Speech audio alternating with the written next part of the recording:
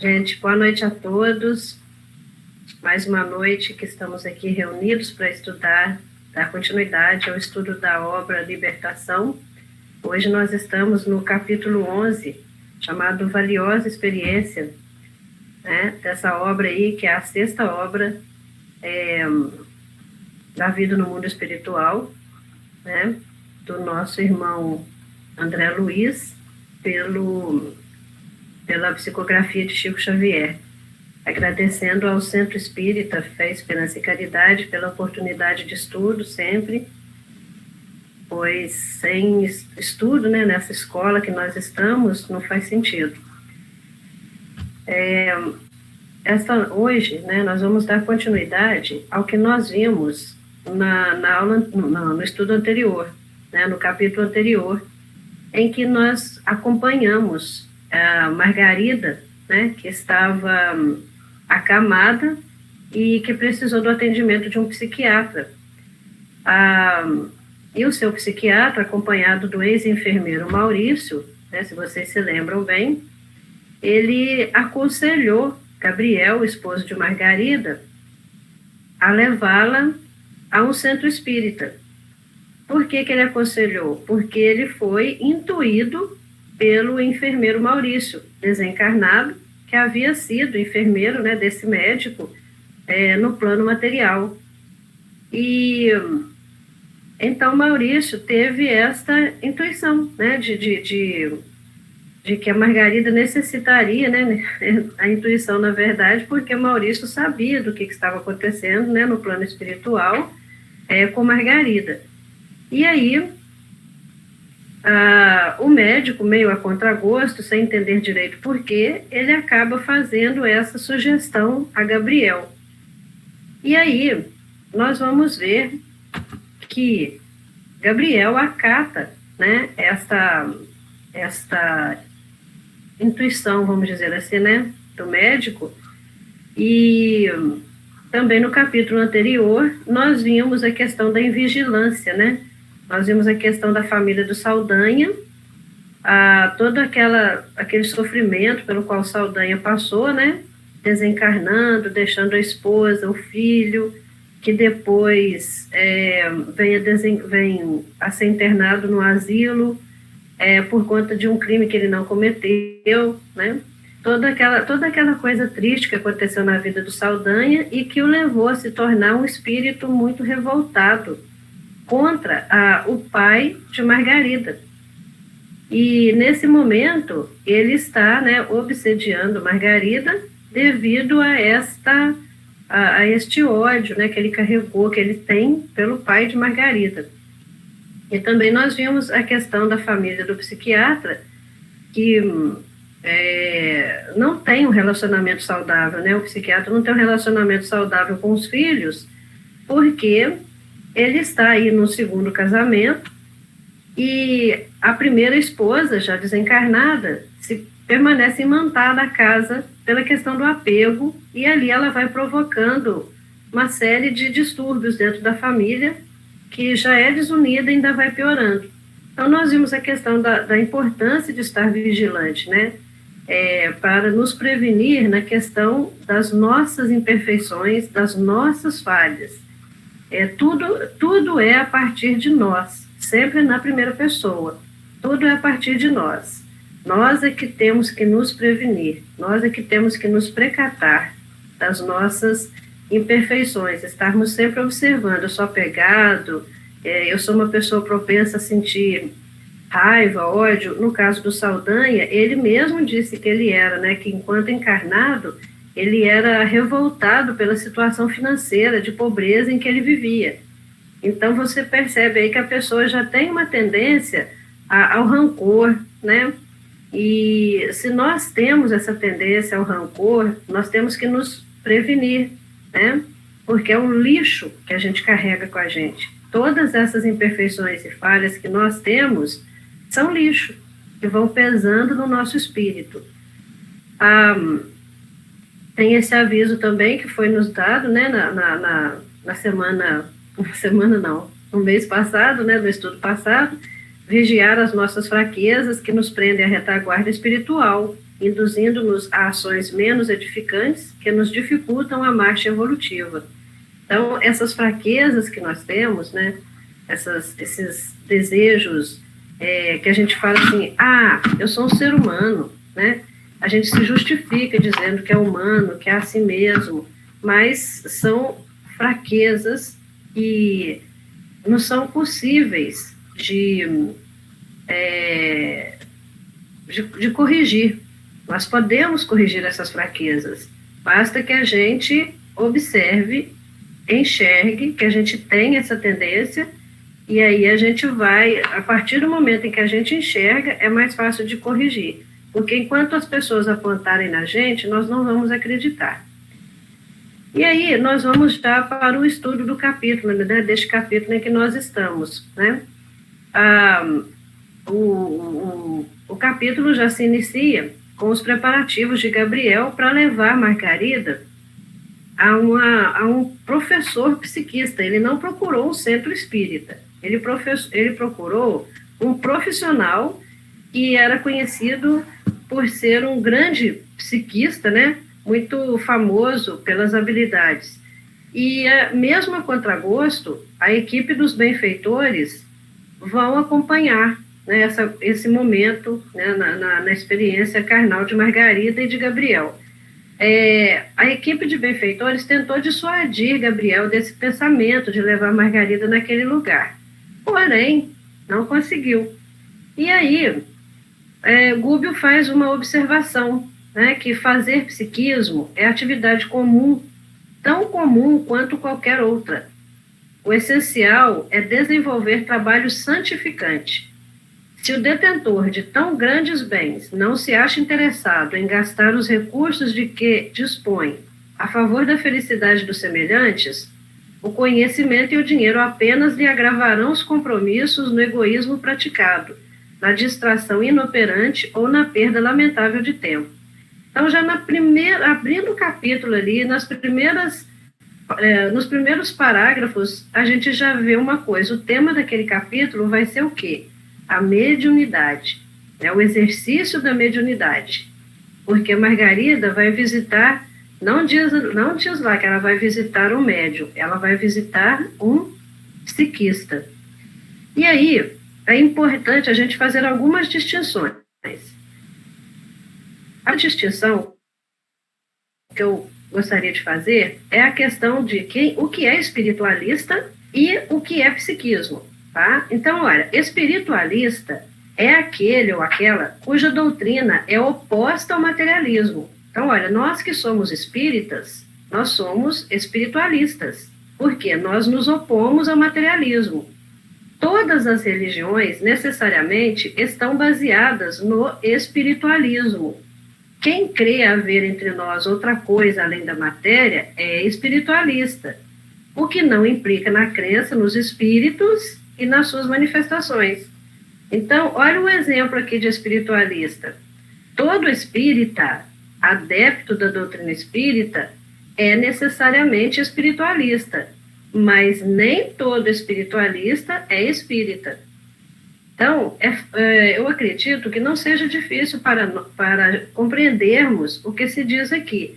Olha só, nós, enquanto espíritas, nós aqui, nós somos espiritualistas, mas tem outras correntes que são espiritualistas, mas não são espíritas, certo?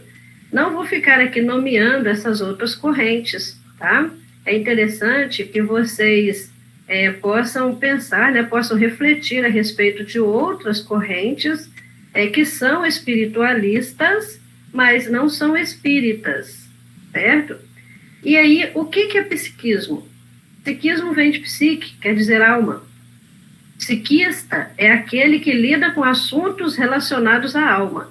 Então, na cabeça de Gabriel, ele não era um rapaz, nós já vimos isso também em capítulos anteriores, que ele não era uma pessoa ligada, né, a qualquer religião. Ele não era nem espiritualista, né? Ele não era espiritualista, nem mesmo espiritualista ele era. Ele ia à igreja por convenção. certo? Não porque ele acreditasse que ali haveria algo além, né, do material, além do culto tradicional, certo? O termo psiquista também é usado para descrever a hipótese de que a atividade psíquica de um indivíduo adviria de sua alma, sendo formada por um fluido especial separado da parte orgânica. Um exemplo do uso da palavra psiquismo: ele possui em seu psiquismo uma grande capacidade criadora. Então, olha, o psiquista, né, é aquela pessoa que tem uma habilidade de se relacionar com assuntos da alma, certo? Com mais facilidade, vamos dizer assim, com mais facilidade do que a maioria das pessoas, a maioria de nós. E outra coisa que eu gostaria de tirar com dúvida, que eu gostaria de tirar com vocês, é a questão da mediunidade, né, com Jesus. Eu vou até voltar aqui um slide, voltar aqui um pouquinho, quando fala... desculpa. Eu gostaria de voltar aqui alguns slides, quando fala assim quando fala aqui da questão do espiritualista, certo? O espiritualista é uma pessoa que, além de acreditar naquilo, além de acreditar que existe algo mais, além do que é, né, material, além do que é tangível, ele também pratica isto, certo? Assim como o psiquista também pratica, certo? Aquilo em que ele acredita. Mas, prestem atenção sempre nisso, né, que a gente está falando aqui, que o espírita é espiritualista, mas nem todo espiritualista é espírita. É o que acontece com o psiquista. O psiquista é espiritualista, mas não é espírita, tá? Bom, então depois que a gente faz essa distinção, que a gente já entende isso aí, a questão da mediunidade, a gente vai sempre prestando atenção na questão da mediunidade, certo? Eles, então, chegaram lá, né, nesse psiquista, nesse médico, nesse professor famoso, e ele estava atendendo já uma pessoa que eles perceberam ser uma pessoa com algum problema mental por causa do palavreado alto, né, das vozes altas que vinham de dentro da sala em que o psiquista estava atendendo. E nesse momento, os benfeitores, Gúbio, André e Eloy, resolvem andar ali pelo ambiente em que eles estão e observar as pessoas. E aí eles observaram 3 casos em especial. Eles observaram o caso de um investigador de polícia que estava lá bastante perturbado. Por quê? Né? Ele abusou do cargo para humilhar e ferir. Então, olha a questão aí que nos pega muito nessa existência, é a questão de quando a gente tem poder. Nossa, tem gente que fala assim, dá poder para uma pessoa que você vai conhecer quem ela é, sabe? Porque algumas pessoas não sabem administrar, né, o que lhe é dado, o que lhe é confiado, porque nós não somos, nós estamos, certo? Então, enquanto ele estava no cargo, né, de investigador de polícia, ele fez mau uso daquele cargo, e hoje em dia ele sofre física e espiritualmente porque ele maltratou muitas pessoas, gostava de maltratar, gostava de ferir, achava que estava fazendo o certo, mas será que ele achava que estava fazendo o certo mesmo? Né? Porque muita gente gosta de fazer essas coisas, né? De maltratar, de humilhar, de ferir os outros. Infelizmente, nós vivemos num mundo imperfeito, com pessoas, né, com espíritos imperfeitos, que ainda se deleitam no mal, infelizmente. Depois eles observaram o caso de uma jovem moça e que estava acompanhada da avó, e essa moça estava comprometida gravemente com o passado dela pela questão sexual. Como assim? Ela via, a Google explica que os problemas que nós enfrentamos nesta existência, muitas vezes não vêm desta existência, vêm de existências anteriores. E também nós já vimos isso em estudos anteriores. A gente não sabe o que nós fomos ontem, o que nós fizemos ontem, nós nos esquecemos, mas isso não quer dizer que ficou esquecido. Esta jovem moça, ela havia sido casada e cometeu adultério com o cunhado dela. O marido dela, ao descobrir, se suicidou e o cunhado enlouqueceu, né, porque viu-se diante de uma situação que mentalmente ele não deu conta daquela situação, de ver o irmão se matar por conta do que ele havia, juntamente com a moça, feito. E aí, o que acontece? Nesta existência, esta moça está sendo atormentada, perseguida, fica gesticulando, fica falando sozinha. Por quê? Porque ela está ligada espiritualmente ao ex-marido, que é um espírito desencarnado, né? Ainda bastante primitivo, ainda bastante ignorante, e ele se ligou a ela psiquicamente, e a atormenta, né, para se vingar dela. E o cunhado também, né, com tudo que aconteceu, também a atormenta. Isso leva essa moça a ficar bastante comprometida mentalmente nessa existência. E a avó, olha que coisa interessante, a avó leva essa moça até ali para conversar com o psiquista, na intenção de arrumar um bom casamento para ela, porque ela está ficando velha, sente que não vai durar muito, e como vai deixar a moça sozinha e doente.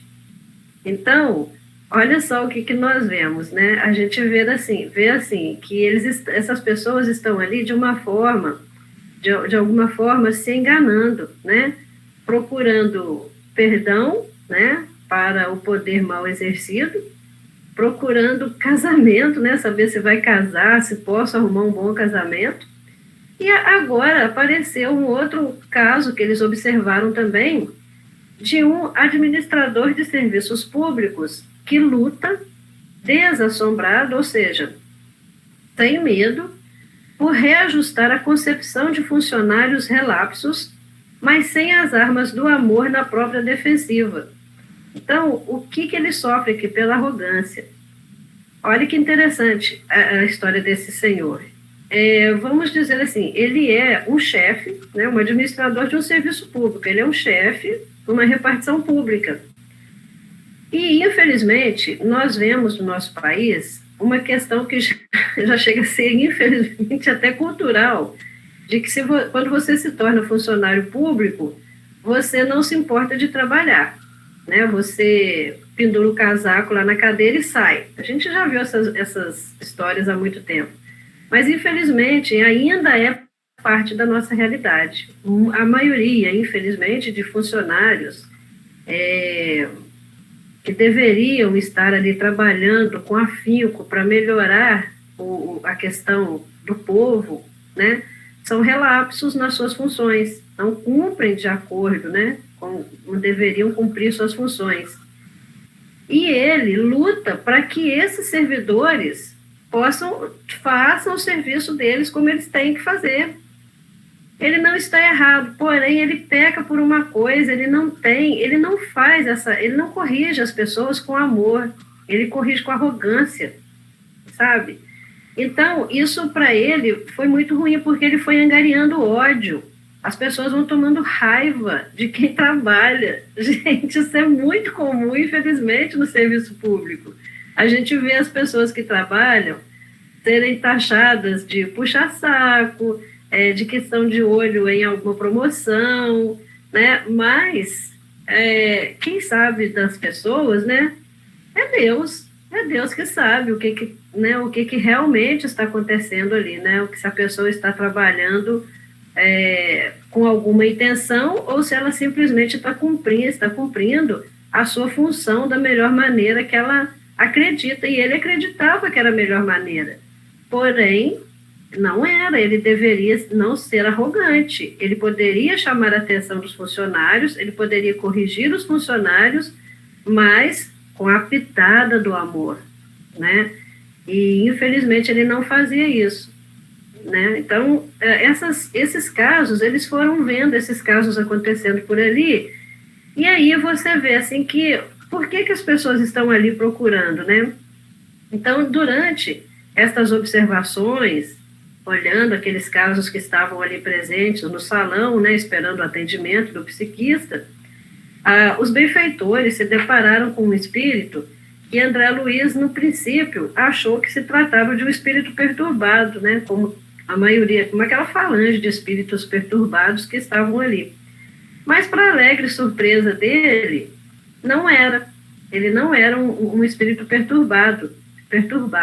Ele percebeu que André Luiz, Gúbio e Eloy eram espíritos mais elevados. Ele percebeu.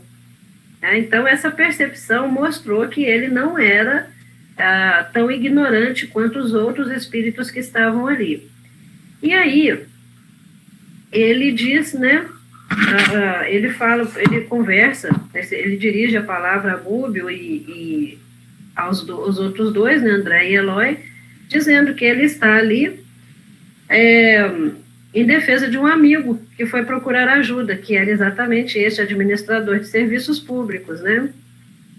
E aí, gente, ele comenta, né, com os benfeitores que, olha só a fala dele, dispomos no recinto de vigoroso operador mediúnico sem iluminação interior de maior vulto. Assalariou ele algumas dezenas de espíritos desencarnados de educação incipiente, educação iniciante, que lhe absorvem as emanações e trabalham cegamente sob suas ordens, tanto para o bem quanto para o mal. Então, o que acontece? Este espírito percebeu, né, sabe, que eles estão ali diante de um vigoroso, forte operador mediúnico, né? Então, porém, sem moral, né? Sem o Cristo, né? Sem a sublimação da mediunidade. E olha só o que ele coloca aqui. Ele assalariou. De que maneira? A gente pode se perguntar de que maneira se assalaria um espírito desencarnado? De que maneira? E ele fez isso, né?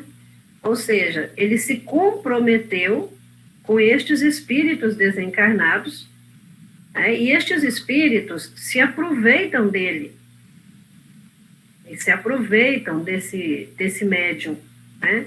Trabalham para ele, mas absorvem as emanações físicas, né? Os fluidos de que ele dispõe e fazem o que ele pede, tanto para o bem quanto para o mal. Pode ser assim? Será que isso pode acontecer?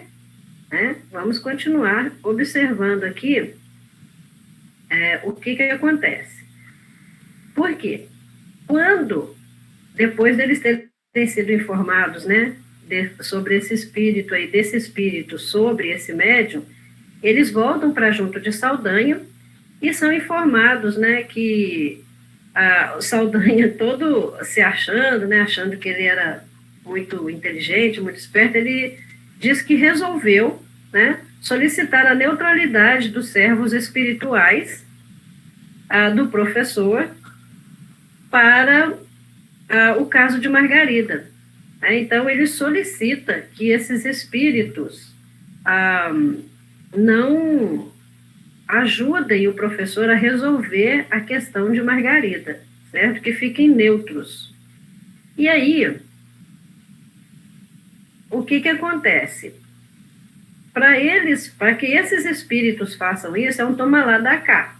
Para que Saldanha consiga que esses espíritos ignorantes fiquem neutros, né, não auxiliem ao professor.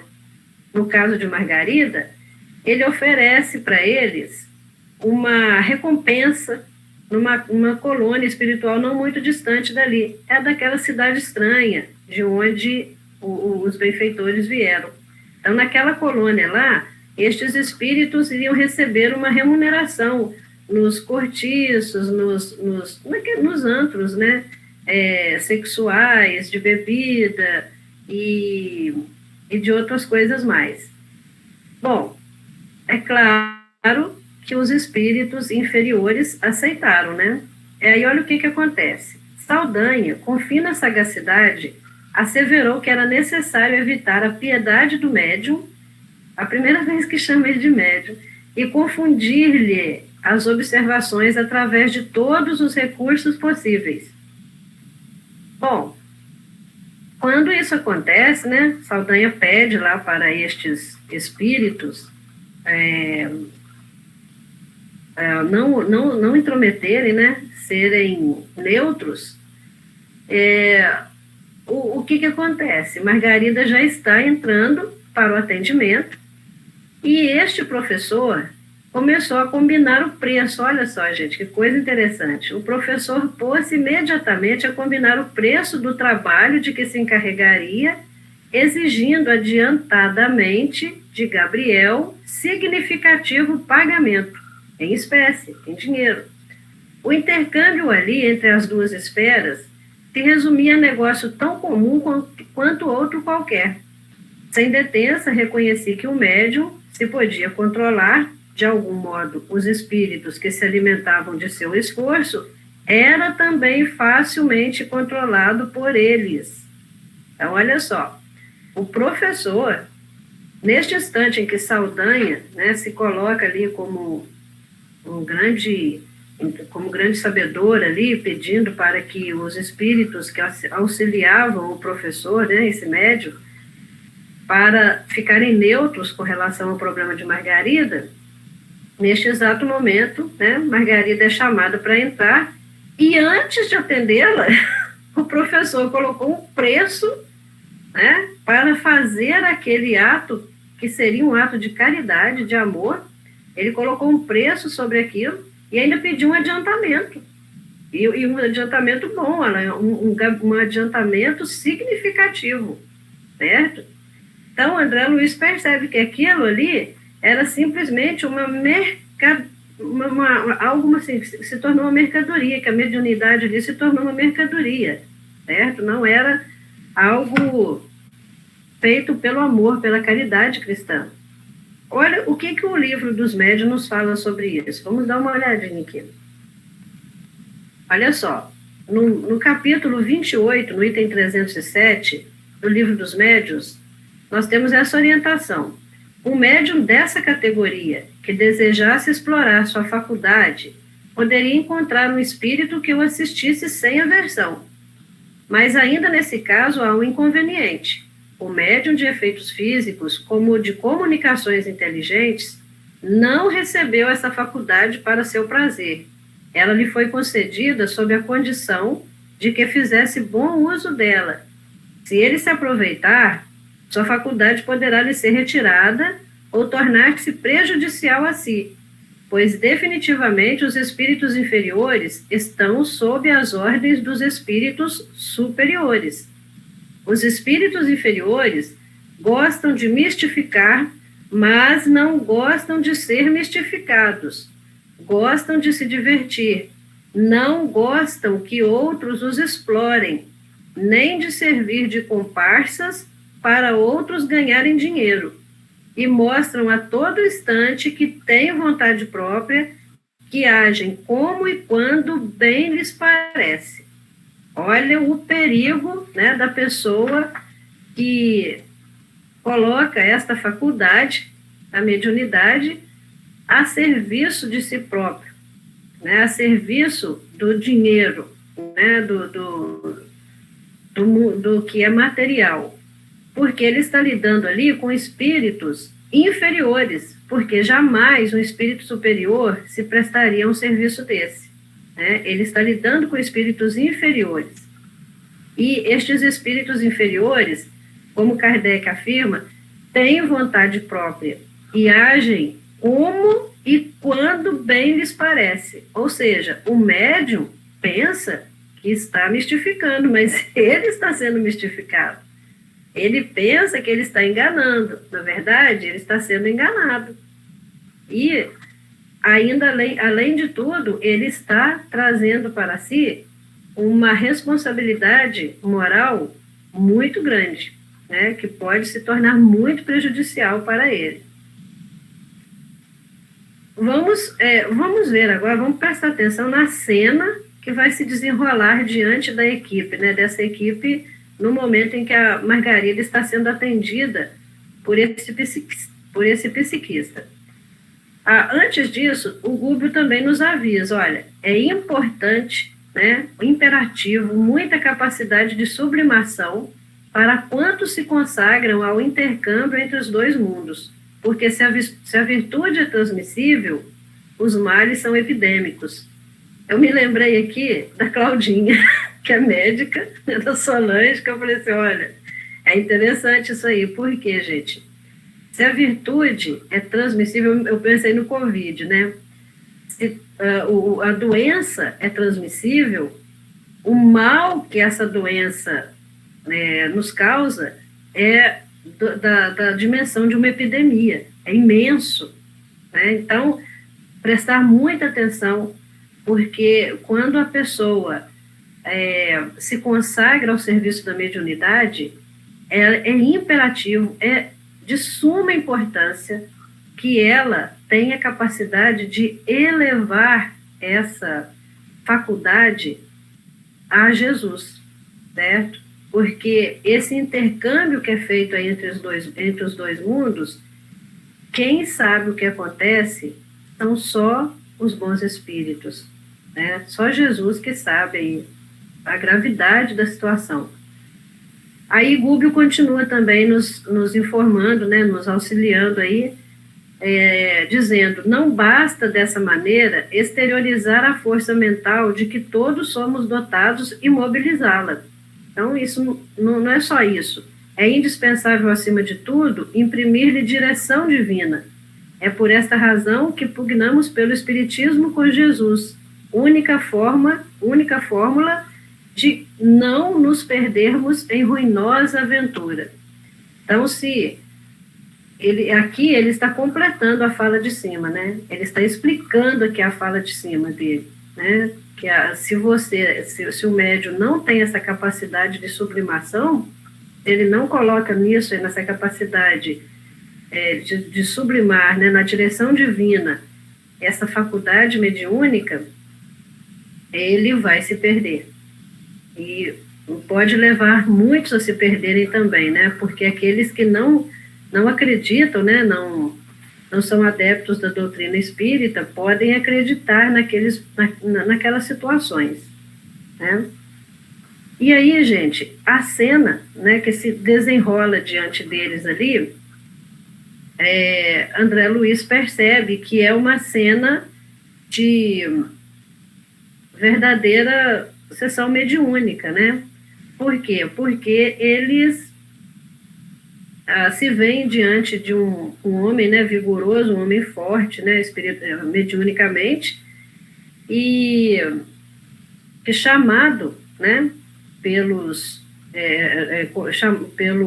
espíritos, né, chamando, ou seja, se colocando à disposição dos espíritos, ele tenta resolver o assunto de Margarida, mas ele não consegue. Por quê? Porque aqueles espíritos já haviam se comprometido com Saldanha de que não iriam ajudá-la. E Margarida sai dali sem auxílio nenhum, né? Porque isso já havia sido combinado anteriormente. Para concluir, eu fui também no livro dos médiuns, no item 313, em que Kardec diz, não ignoramos que nossa severidade com os médiuns interesseiros incite contra nós todos os que exploram ou não, não ignoramos que nossa severidade com os médiuns interesseiros incite contra nós todos os que exploram ou que são tentados a explorar esse novo mercado, fazendo os nossos inimigos encarniçados, bem como seus amigos, que naturalmente tomam a causa para si. Consolamo-nos lembrando que os mercadores expulsos do templo por Jesus não deviam encará-lo com bons olhos. Então, o que acontece?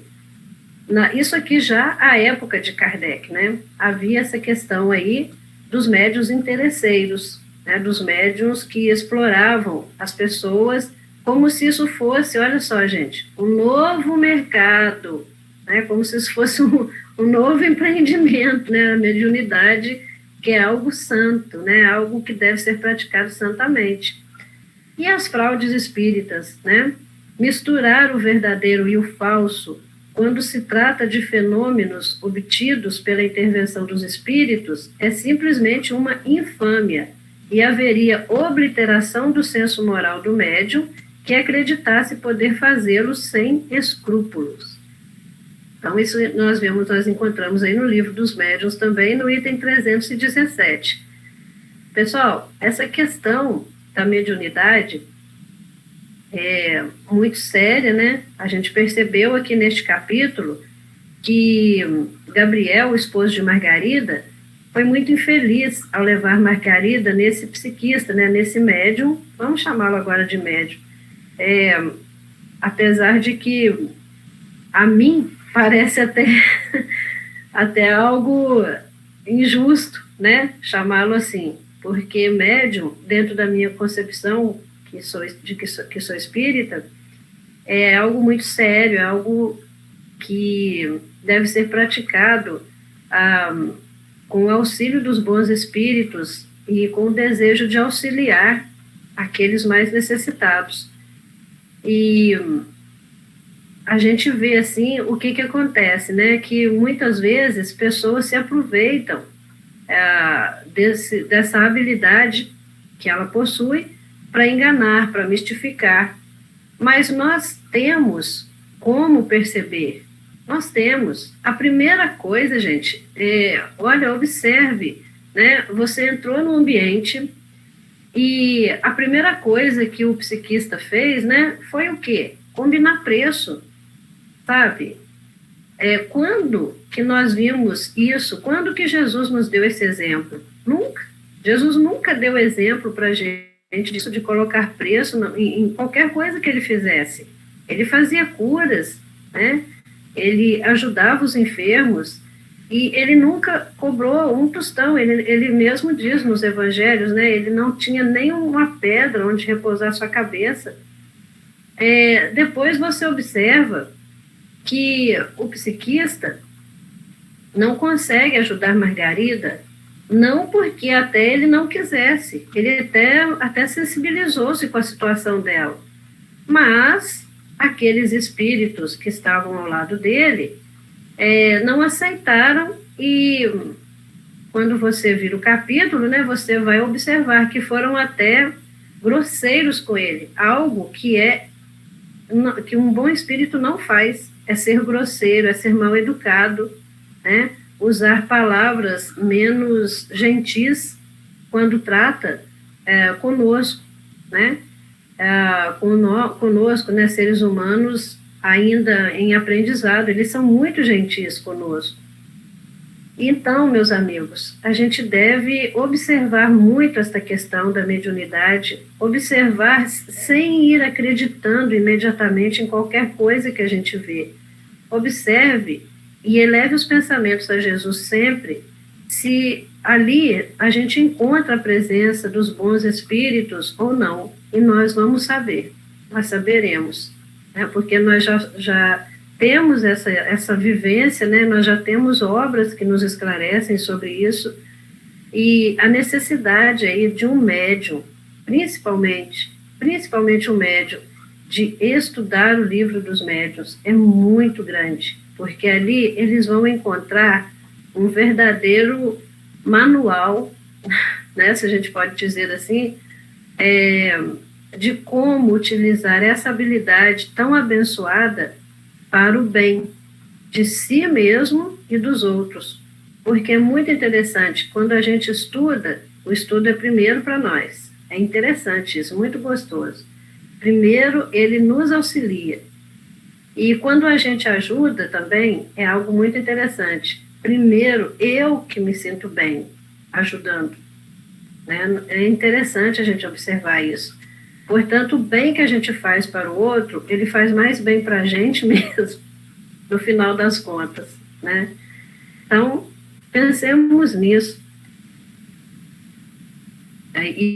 E tenhamos muita paz no nosso coração e vamos continuar, né, os nossos estudos, porque, afinal de contas, estamos aqui num planeta que é uma escola, é onde nós temos que aprender essas lições para que a gente não venha a cair nestes erros, né?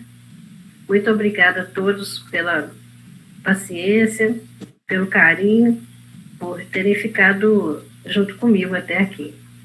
Boa noite a todos.